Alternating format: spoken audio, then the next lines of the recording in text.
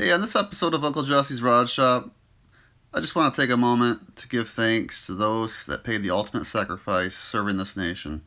Thank you.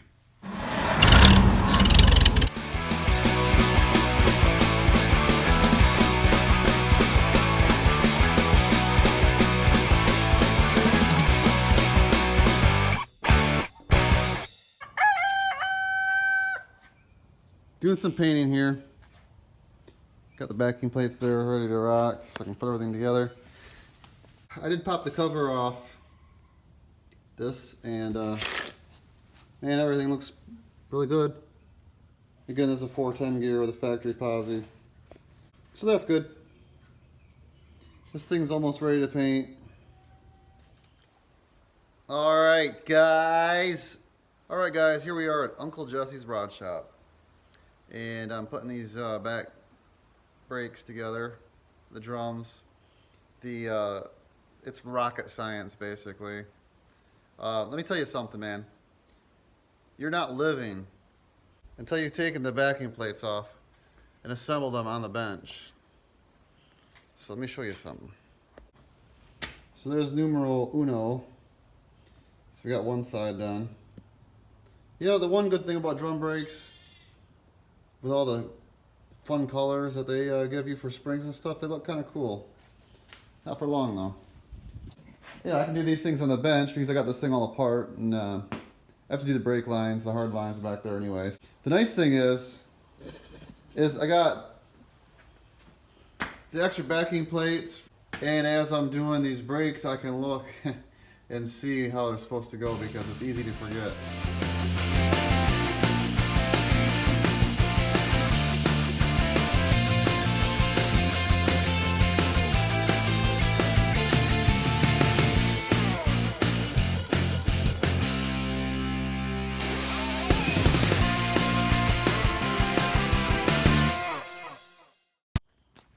There we have it, man. Both sides assembled. Parking brake. Like it. They look good enough. So I can put this old junk back on that now and then get that crap out of my driveway. Bam.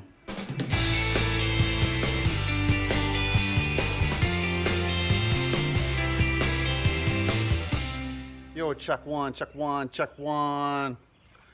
All right, I'm gonna try something a little different here. So if you recall from the last video, the backing plates for the rear brakes, a little rust issue on the flange area. So here's what I'm gonna do. So I put a little sealant, a little gray silicone. Is it rusted in between the bolts? And now there's little gaps where even more water and moisture and dirt and crud will get in there and create even more rust. So I thought to myself, let's seal it up. So, I mean, why not, right? So here's a tech tip for those of you working on old rusty crap. It's Michigan, baby. This ain't Arizona. All right, so we got this backing plates on, and you can see there's a little bit of oozage from the caulk, the silicone. Cleaned it up best I could, good enough. And I hope that was a good idea. Well, there it is, ready to go back in. Just did the brake lines, and let's rock. By the way, I just want to point out, just like a week and a half ago I was wearing a flannel shirt, now it's in the 80s. But that's cool. It's about time. All right. So let's put this bad boy on the mothership.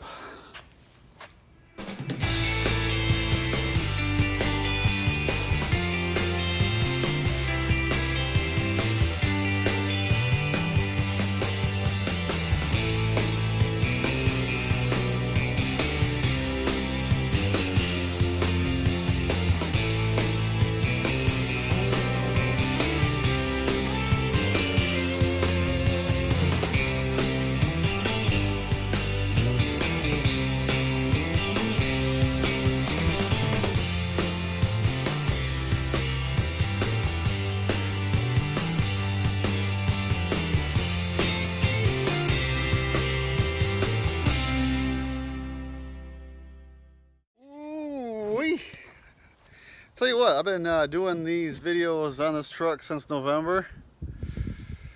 And I don't know if you can tell right now, but I'm sweating. This will definitely be the first time you see me sweating on any of these videos. Woo, not used to this. It's okay though, man. I'm not complaining. So, it's in there. The module is now attached to the mothership, and it went pretty well. You know, it'd be ideal to have two people doing this, but you come up with ways to do things when you work on this stuff by yourself. Because I work alone. As George Thorogood once said. Something like that, right? He works alone? Is that what it was? He works alone? Anyways, I gotta tighten the bolts down and get rid of some stuff. Now, I think next thing I'm gonna do once I get this bolted in is I gotta do something about this. I've never been happy with the way that looks right there, that area. You know, the gas tank's larger than normal. Normal gas tank in these is 19 gallons. This is 36 or 8, I forget. And it gets deeper, it sits down lower. And you can see my bracing right there to hold the gas tank. That's all custom built because the stuff that they send you for the bigger tank is hokey. And then you got this big hitch drop down right here. It creates this weird look in this space here. And of course I got the rear bumper, so I'm gonna put that on and see how much of that it covers just to satisfy my curiosity.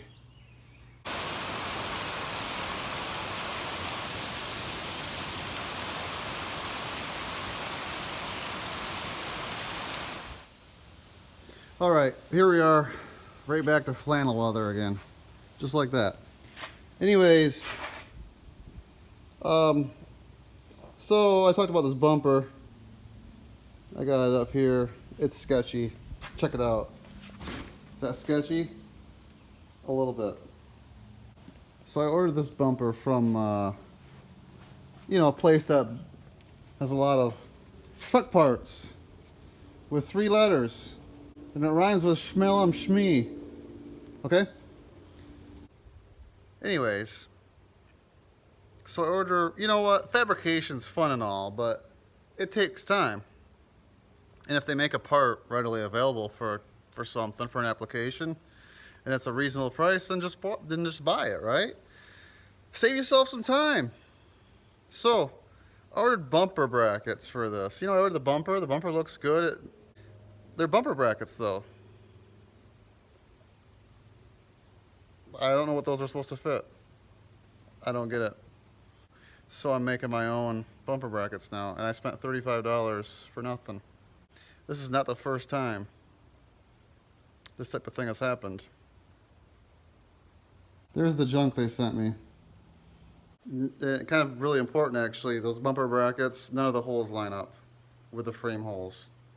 So there's that too, so cool.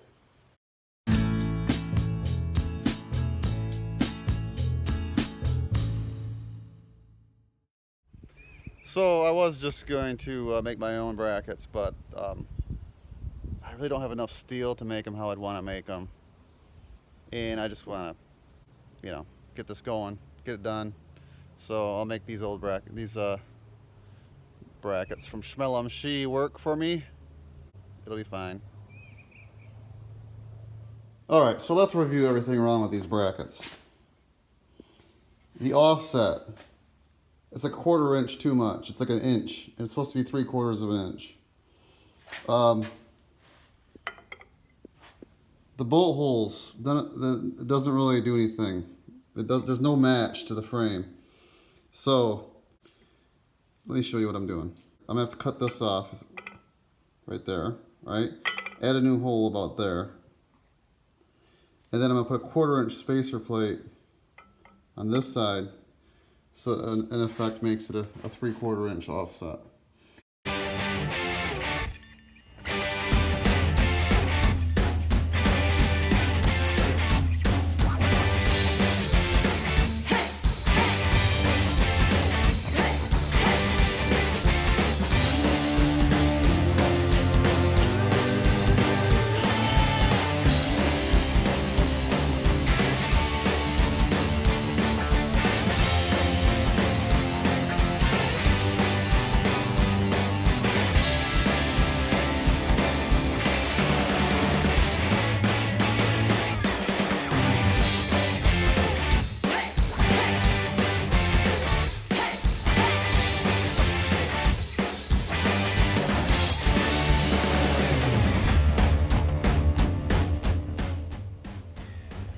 All right, so I'm putting a second coat of paint on the other bracket here, and then hopefully we'll be done pretty quick here.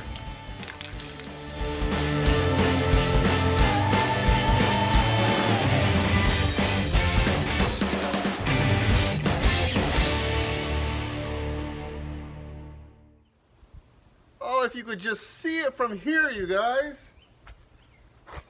Oh, man. All right, you can see it from here. Well, it looks a lot better. It covers up that awkward little area that I was talking about. Of course, you can still see the hitch, but that's okay, man. That is okay. So I got the spotlights on, and I'll hook those up to the reverse lights. I'll probably do a separate switch for them as well, so they come on when it's in reverse, and also they can come on whenever I flick a switch. That's how it's going to happen. I'm going to try and get a side profile here. I can't roll it out right now for, you know, obvious reasons, but this is the best I can do. I mean, it does look like it hangs off a little bit there. That's just the way it is, though. I know, if I was Chip Foose, that wouldn't be good enough. We'd probably have a nice big radius out and blend it all in and probably shave something and cut something and, you know, just start flexing on us all. It is what it is, boys.